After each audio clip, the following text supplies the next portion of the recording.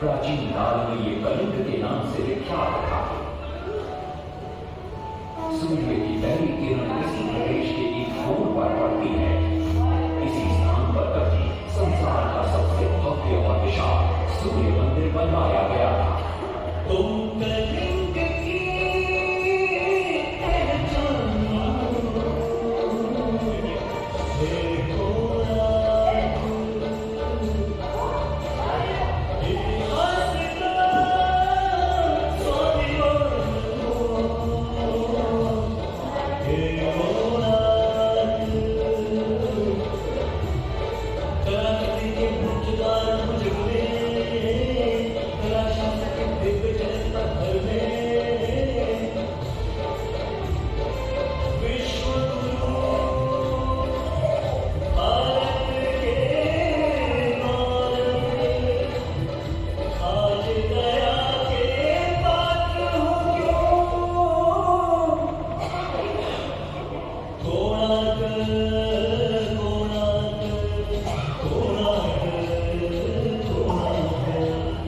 सैकड़ों साल पहले की बात है। पुरातात्विक दस्तावेज के तौर पर संग्रहित पुस्तक मांगला मांझी और वाया चक्रा में उल्लेख है कि 13वीं सदी में गंगवंश के राजा लांगुला नरसिंहदेव ने इस सूर्य मंदिर का निर्माण करवाया था।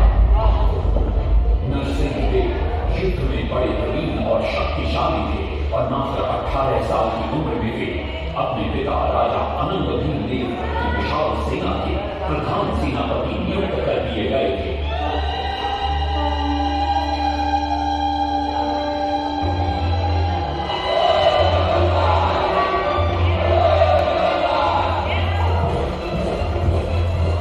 सेनापति बनने के बाद नरसिंहदेव ने अपने कुशल नेतृत्व से दक्षिण के कई आक्रमणकारी राजाओं को युद्ध में हराया।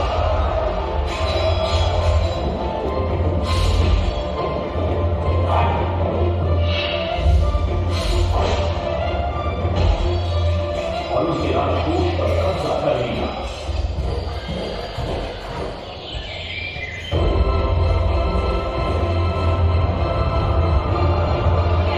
तत्पश्चात उन्होंने विजय किया, जिसे आज हम वारंगल के नाम से जानते हैं।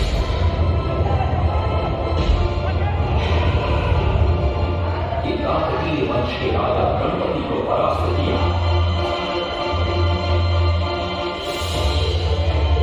और उनके राजकोष पर भी कब्जा कर लिया। 3 वर्षों तक निरंतर युद्ध के पश्चात जब वे बहुत सारी धन संपदा लेकर कलिंग लौटे तो राजमहल में उनका भव्य स्वागत हुआ।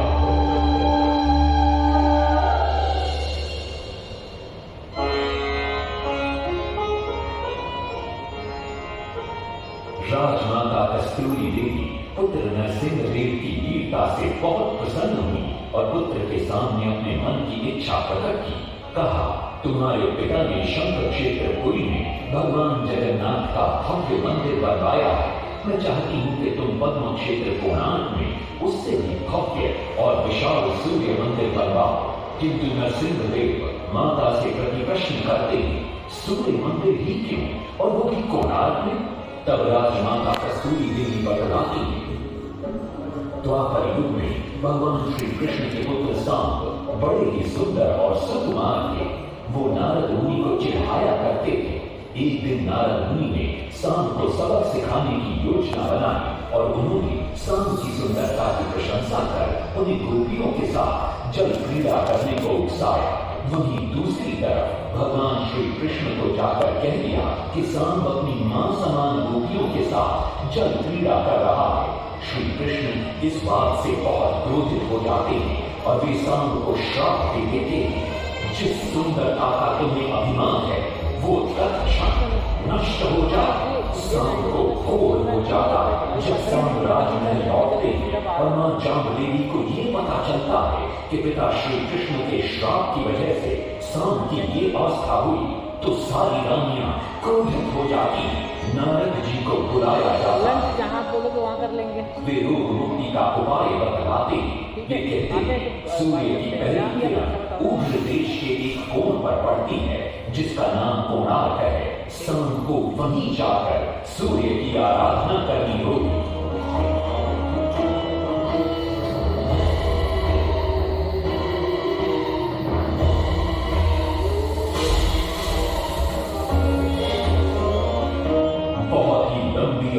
यात्रा के पश्चात सांब अपने सैनिकों और सेवकों के साथ कोणार्क की चंद्रभागा नदी के तट पर पहुंचते हैं और नित्य प्रातः स्नान के बाद सूर्य की आराधना आरंभ करते हैं।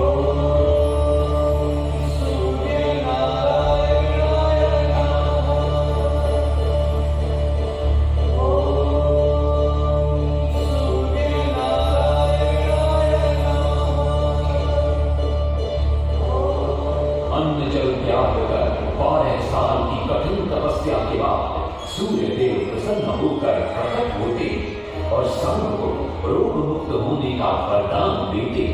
पुत्र, आज रात्रि के चतुर्थ प्रहर में स्नान करते समय नदी के तल में तुम्हें एक वस्तु मिलेगी, वो मेरा ही प्रतिरूप होगी।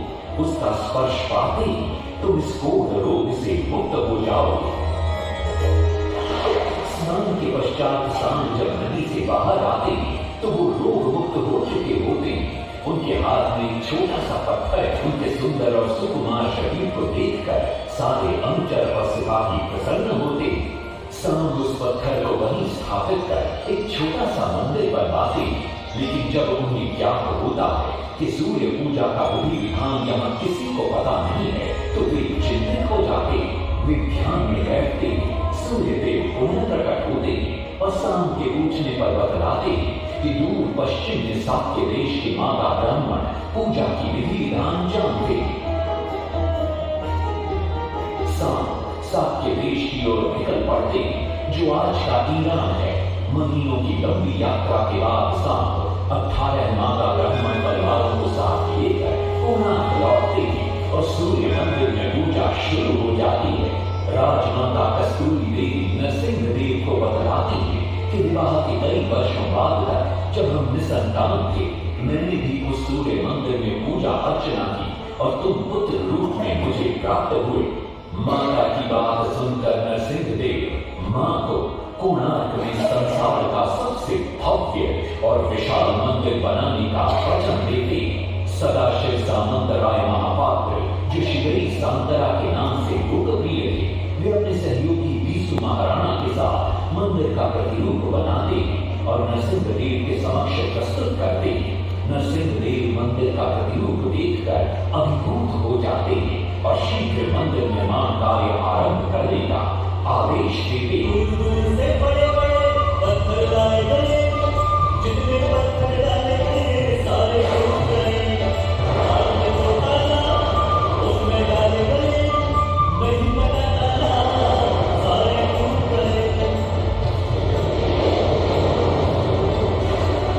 सिर्फ इंसान तेरा हुए परेशान, किस विधि मंदिर बने। सिर्फ इंसान तेरा हुए परेशान, किस विधि मंदिर बने। एक दिन वे चिंतामग्न कोणार्क लौट रहे थे, तभी उन्हें प्यास महसूस हुई। उन्हें पास ही में एक कुटिया दिखाई पड़ती है, जहाँ एक बूढ़ी औरत से उनकी भेंट होती है। शिवरी सांतरा पानी मांगते हैं। बूढ़ी औरत पानी के साथ गरम गरम भोजन भी लेकर आती है। वे थाली के बीच में हाथ डालते हैं, जिससे उनका हाथ जल जाता है। तब वो बूढ़ी औरत मुस्कुराकर कहती है, तुम तो शिवरी सांतरा की तरह बीच से भोजन उठाकर खा रहे हो। ये सुनकर शिवरी सांतरा को अपनी भूल का एहसास होता है। उपाय सुझाया समझे शिवरी सांतरा।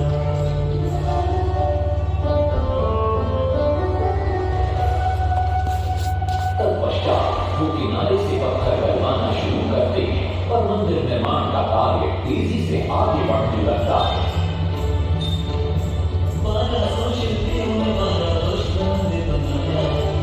घोड़े साथ सजा रथ पे समय का चक्र बनाया।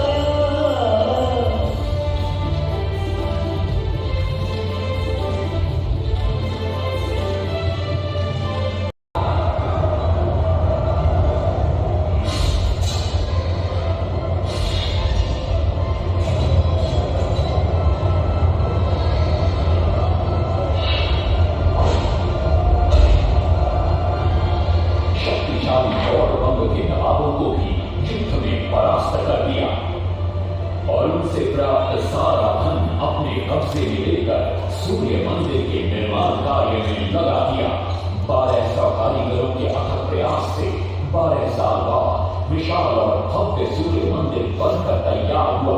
उस समय के लोगों में वास्तुशास्त्र, ज्योतिष शास्त्र और खगोल शास्त्र का जो ज्ञान था, उसे देखकर आज के बड़े बड़े वैज्ञानिक भी आश्चर्यचकित रह जाते हैं। कई प्रयासों के बाद भी मंदिर के गुंबद पर कलश स्थापित नहीं हो पा रहा था। क्रोधित नरसिंहदेव ने आदेश दिया कि कल प्रातः काल तक यदि कलश स्थापित नहीं हुआ तो सब के सब धड़ से अलग कर दिए जाएंगे। सभी शिल्पकार घोर चिंता में डूब जाते।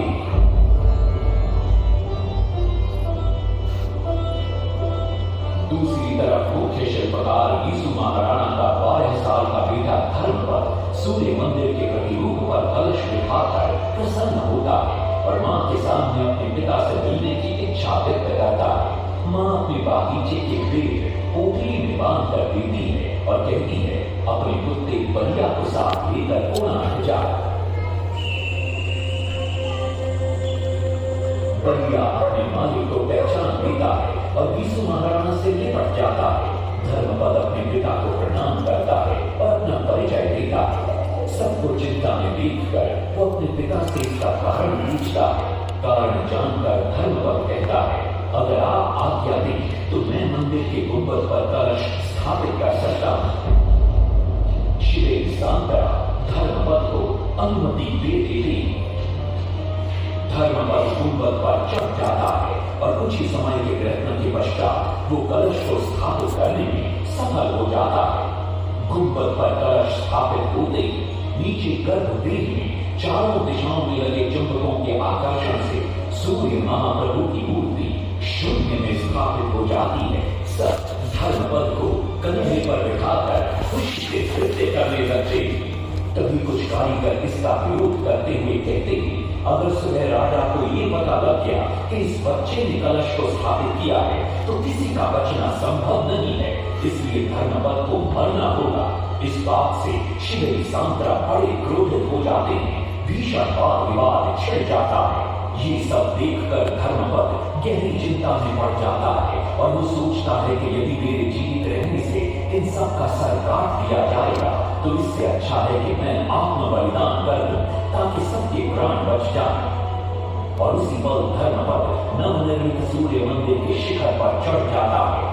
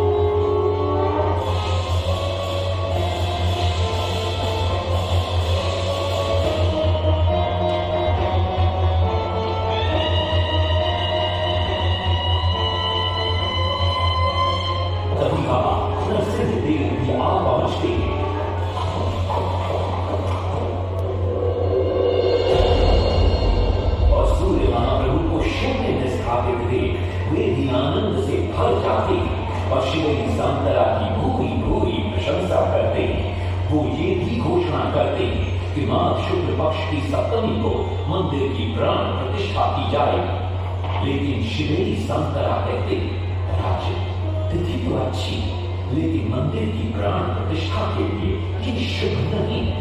किंतु राजा अपनी बात पर अड़ जाते। श्री संतरा को दुख होता है और कोई वाद विवाद किए बिना वे हमेशा के लिए वहां से चले जाते हैं।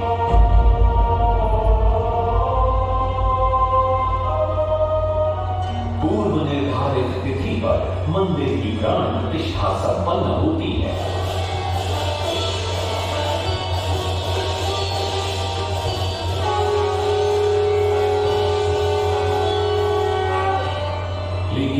दिनों बाद अमंगल होना शुरू हो जाता है। सबसे पहले विराट सिंह की मूर्ति नीचे आ गिरती है। तत्पश्चात मंदिर की शिलाओं का गिरना भी शुरू हो जाता है। नरसिंहदेव को अब समझ में आता है कि शिवई सांतरा का कहना सही था, लेकिन देर हो चुकी थी। बहुत साल बाद मंदिर के आसपास जंगल उगा और ये मंदिर घने जंगलों के बीच छुप गया। जब अंग्रेजों ने जंगल के बीच इस मंदिर को देखा तो उन्होंने इसका पुनरुद्धार किया। आज आप उसी विशाल मंदिर के भग्नावशेष देख रहे हैं। ये है इस प्रसिद्ध मंदिर की कथा। अब इस कथा में कितनी सत्यता है और कितनी कल्पना है, ये तो किसी को नहीं मालूम, लेकिन ओडिशा की जनश्रुतियों में यही कथा विद्यमान है।